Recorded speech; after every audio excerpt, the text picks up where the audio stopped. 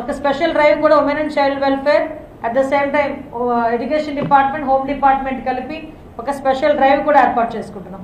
ఆ స్పెషల్ డ్రైవ్లోని కూడా ఈ గాంజా గురించి చెప్పడం ఒక ఎత్తు, ఈ చైల్డ్ అబ్యూజింగ్స్ మీద, ఈ పోక్సో యాక్ట్ మీద కూడా వాళ్ళకి ఒక అవగాహన కలగాలి. ఇప్పుడు ఫర్ ఎగ్జాంపుల్ చాలామంది ఏమనుకుంటారంటే మైనర్ గర్ల్ తీసుకెళ్ళిన తర్వాత ఎవరు తీసుకెళ్తున్నాడో వాడి మీద కూడా పోక్సో యాక్ట్ ఉంటుంది.